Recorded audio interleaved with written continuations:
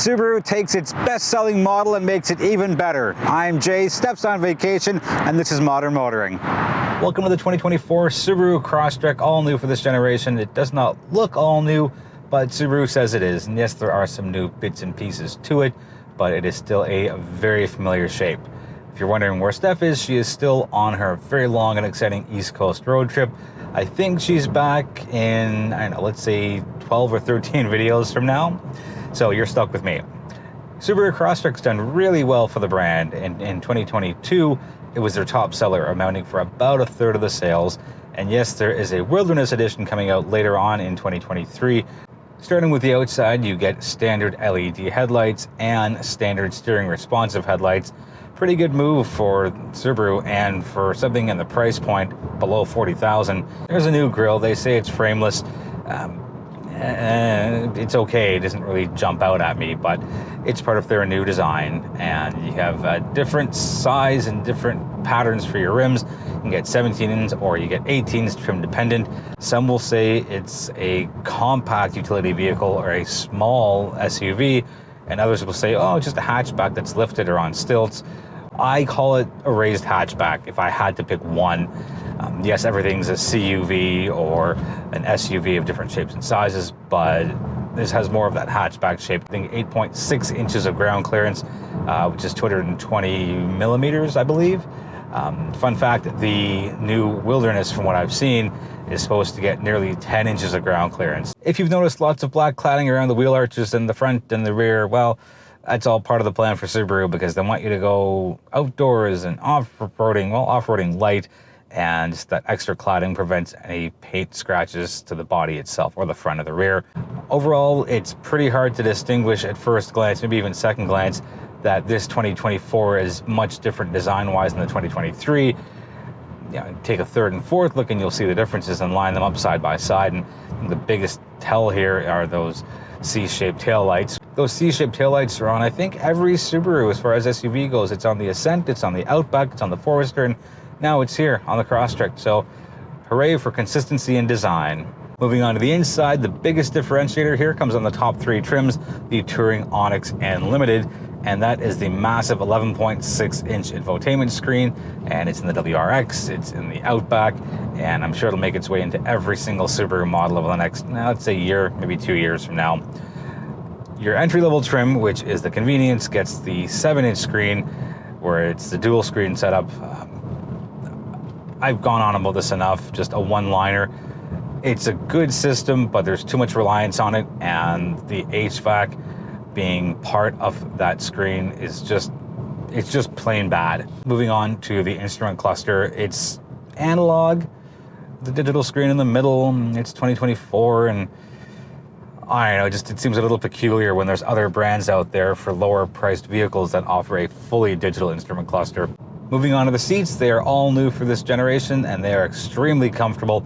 Not that last generation was uncomfortable, but these ones are noticeably better. They hold you in place, there's more support, and I've done a fair amount of mileage with this and no driver fatigue at all, no twisting and turning to get readjusted. You get standard heated seats, a heated steering wheel is standard on the top three trims.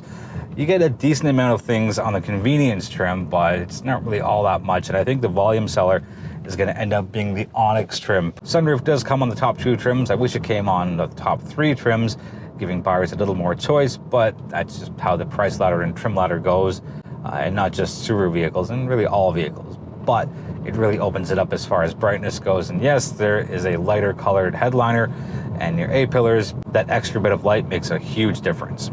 There is a lot of fake carbon fiber pieces here, and I like it.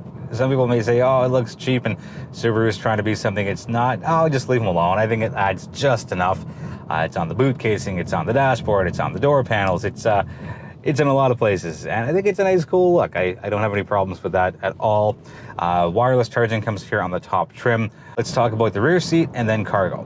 Because I sit all the way back, I can still fit behind myself, which is a pretty good design as far as rear passenger space goes from Subaru. Cargo space comes in at 564 liters with the seats up. It's not great, it's good. Now you put those rear seats down and it nearly triples to 1,549 liters.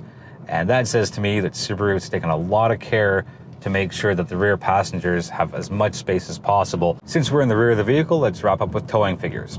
680 kilograms or 1,500 pounds of towing, depending on which system you use. Not too bad. You can get a small trailer, you can get some bikes back there, and it still has function. Now, back to the wilderness. I'm trying not to make this a wilderness themed review, but from what I've seen and what I've read, the Crosstrek Wilderness will be able to tow 3,500 pounds, which is more than double. So Subaru is really going all out in the Crosstrek. And seeing as it's their best-selling vehicle for 2022, I think they want to keep it that way. And by offering this, which is the non-wilderness, which is pretty respectably built and pretty good as far as fit and finish goes, and then adding the wilderness trim on top of that, I think they're going to do extremely well. Let's talk about power figures as I'm about to get in the highway. So you got two engines. The two lower trims get a 2-liter 4-cylinder engine, 152 horse, 145 torque. The two higher trims get a 2.5-liter engine, 4 cylinders, 182 horse, 178 pound-feet of torque. No surprise, it's all-wheel drive all around. That's Subaru's thing. And it's a CVT for all 4 trims. Gone is the manual, which is thrilling news to me, because that manual transmission from last generation was terrible. On the good side, this 2.5-liter engine is extremely capable. It gets me up to highway speeds, no issues, no concerns, out of collision situations. If you are looking at a Crosstrek, please test drive both engines to find out which one works for your specific lifestyle. I would pick this one because I do a lot of kayaking. I don't do a lot of towing, but I still have a fair amount that I do as far as moving things in and around the car. As Subaru's smallest crossover, if you are calling it a crossover as opposed to a raised hatchback, it's really easy to park, it's really easy to drive, very maneuverable. There's a little bit of wind noise that comes in, which is fine. Again, considering the price point, maxing out at under $40,000, you can't set your expectations too high on this. But I will say, I can see why it is Subaru's bestseller. It's a really well-sized vehicle. I can see how some people may think the Forester is too tall and boxy, and the Outback is just too long for them.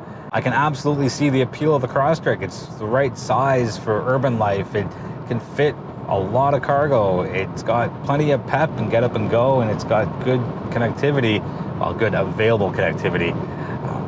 So as far as the driving side goes, I have no problems with this. I haven't driven the smaller engine, but based off what this engine has to offer, I think the smaller 2-liter engine would be extremely underpowered.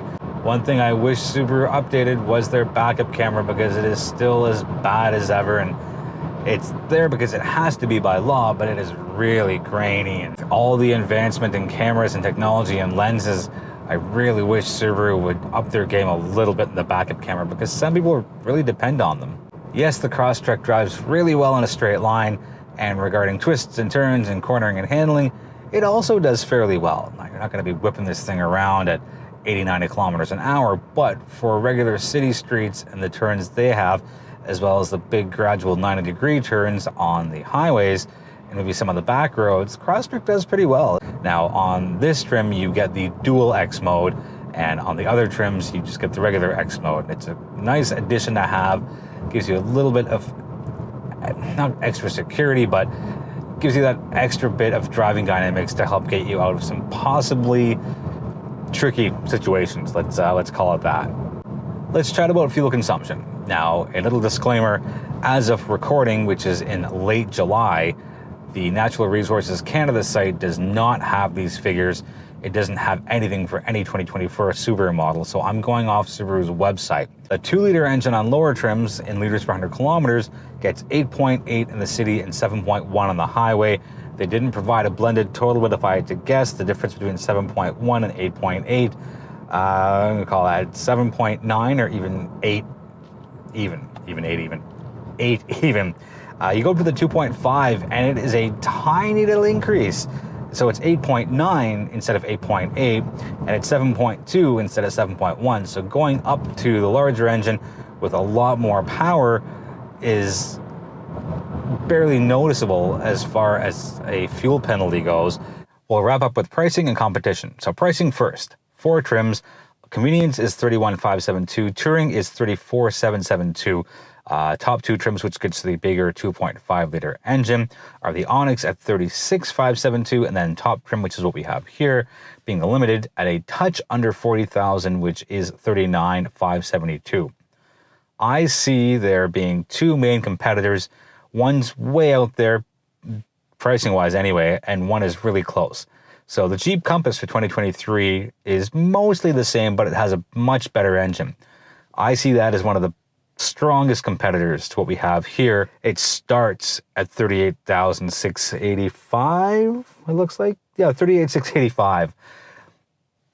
Keep in mind that this maxes out at $39,000, so it's about $1,000 difference. So Jeep goes really, really high on price. And there's a lot more trims as well. I think there's 7.